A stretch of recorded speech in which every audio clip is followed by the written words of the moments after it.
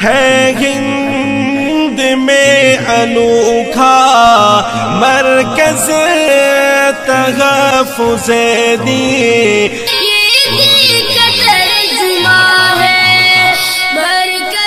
गठबंधन के केंद्रीय सदस्य और मुस्लिम आंदोलन के अगुआ जनाब जफर जवानी साहब, जिससा की उप प्रमुख साहिबा और सदस्य लगायत तमाम उलमाए करम, इस स्कूल के सभी हमारे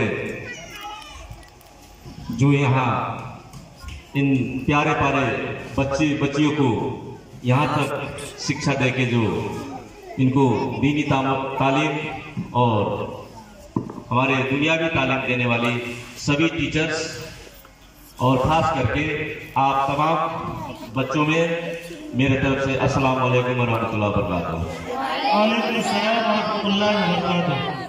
वाकई में मुझे भी बहुत दुख है इस बात को लेके कि मैं स्पेशल इसी प्रोग्राम के लिए काठमांडू से आया हूँ, लेकिन मेरी कुछ मजबूरी, कुछ व्यस्तता, क्योंकि काठमांडू में एक अहम कार्यक्रम है, उसके तैयारी के लिए मुझे आज ही फौरन निकलना होगा। और मैं बहुत दुख हूँ कि सारी प्रोग्राम में पूरा मैं हिस्सा नहीं ले रहा हूँ। मुझे बहुत अफसोस है इस बात को, और इंशाअल्लाह ताला आपके सामने मैं फिर बाद में आने का वादा भी कर रहा हूँ। और जिस तरह से हफ्ता दिन पहले जनाब मोहतरम अजीज हमारे अब्दुल वासिफ साहब एक कार्यक्रम में मिले थे यही सुनसरी में, इनरवा में। उस वक्त उन्होंने दावत दिया और उसी वक्त मैंने फौरन उस दावत को कबूल किया, इस लिहाज से कि ये स्कूल जो है काफ़ी पहले से मैं स्कूल का नाम भी जानता हूँ और काफ़ी अच्छी तरीके से मैं यहाँ न आने की वजह से भी और काफ़ी हर तरह से जो इस स्कूल की पढ़ाई है, जो यहाँ के अनुशासन है, आप बच्चों में जो अनुशासन मैं देख रहा हूँ, वाकई में जितना मैंने सुना था आज मैं अपने आंखों से देख लिया। और इसी तरह से आप, क्योंकि बिना अनुशासन के आगे हम कुछ नहीं कर सकते हैं। और आप बच्चों पढ़ाई में इतना ध्यान दीजिए, क्योंकि आज के दौर पे बिना पढ़ाई के हम कुछ नहीं कर सकते हैं। सबसे बड़ी दौलत हमारा पढ़ाई है। मुस्लिम आयोग की तरफ से हम जगह जगह ये बात कहते हैं कि फर्स्ट प्रायोरिटी जो है एजुकेशन में दिया जाए। उन तमाम भाइयों को जो भले दुख तकलीफ से अपने बच्चों को पढ़ा लिखा ना सके, अब कम से कम कुछ और दुख तकलीफ के साथ में वो पढ़ाए। आपके पास अगर आर्थिक का कमी है, नेपाल सरकार 12 तक का निःशुल्क पढ़ाने का भी खर्चा नेपाल सरकार ने लिया है। और उसके आगे भी अगर कुछ इस तरह का बात है तो मुस्लिम आयोग आपके साथ में है, लेकिन आप पढ़ाई में कंजूसी मत कीजिए। और आप लोग देख के मुझे खुद मेरा बचपना याद आ गया। इसी तरह से मैं भी उस्तादों के हाथ से कभी मार भी खाया हूँ, कभी इस हथेली पे कई मरतब जो है बांस का जो कोई नहीं होती है उससे भी मार खाया। मुझे उस दिन सब याद आ गया यहाँ पे आके। और आज अगर वो मार नहीं खा के वो शिक्षा में हासिल नहीं किया होता तो आज इस मुकाम तक शायद हम नहीं पहुंच पाते। इसलिए ऊंची मुकाम पर पहुंचने के लिए आप तमाम बच्चों से गुजारिश है मेरी कि आप जो है तन मन से दिल से आप पढ़िए।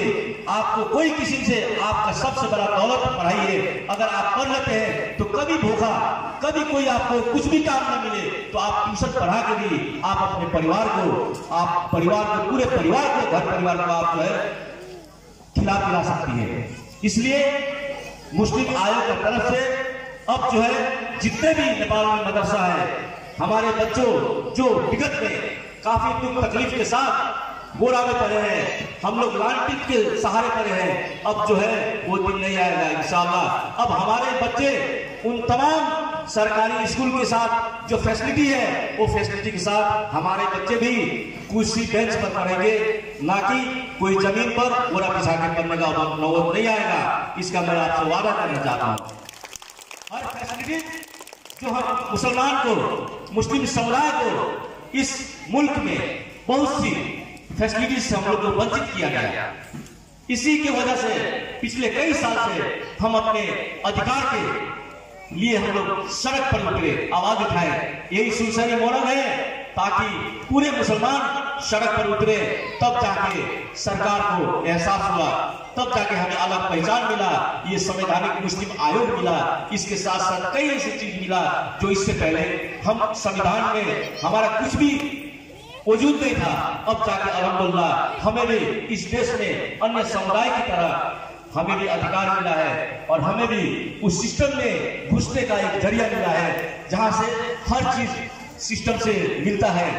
इससे पहले हमारे बुजुर्गों ने जो दुख तकलीफ सह के बिना अधिकार के यहाँ पे रहे, अब कम से कम मेरा गुजारिश है, अब आने वाला दिन, आने वाले हमारे बच्चे वो उन तमाम सिस्टम में आगे जाएंगे जहां पे हर चीज फैसिलिटी सरकार की तरफ से अन्य समुदाय की तरह मुसलमानों को भी मिलेगा।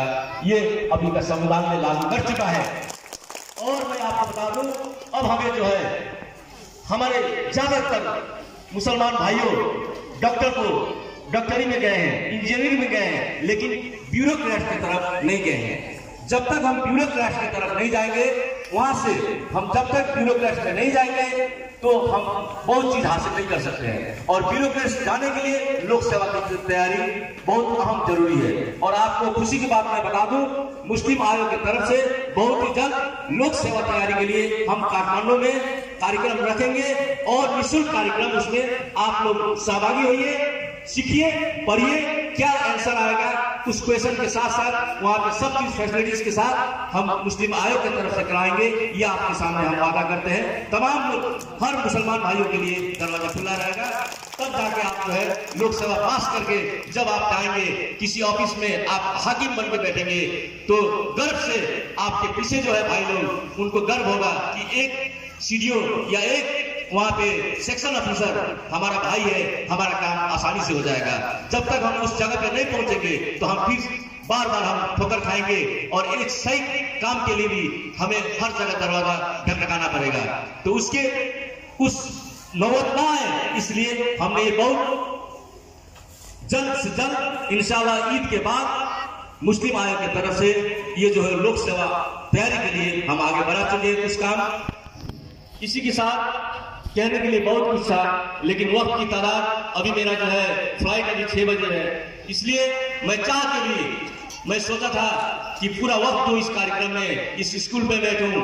कई जो है अभी हम देख रहे हैं सांस्कृतिक कार्यक्रम के साथ साथ पुरस्कार वितरण कार्यक्रम भी है, मैं उन सब में हिस्सा लेने का मेरा सोच था, लेकिन कुछ कारण, कुछ समय की किल्लत की वजह से, वक्त की किल्लत की वजह से मैं ज्यादा वक्त यहाँ पे आप लोगों के सामने नहीं दे सका। इसके लिए मैं आपसे माफी चाहता हूँ, आयोजक की तरफ से मैं माफी चाहता हूँ और आप तमाम भाइयों की तरफ से, आप तमाम बच्चों की तरफ से, तमाम टीचरों की तरफ से इंशाल्लाह मैं फिर आने का वादा करते हुए अब मैं अपना 2 शब्द यही खत्म करता हूँ। इंशाल्लाह फिर बाद में मिलेंगे। अल्लाह हाफिज।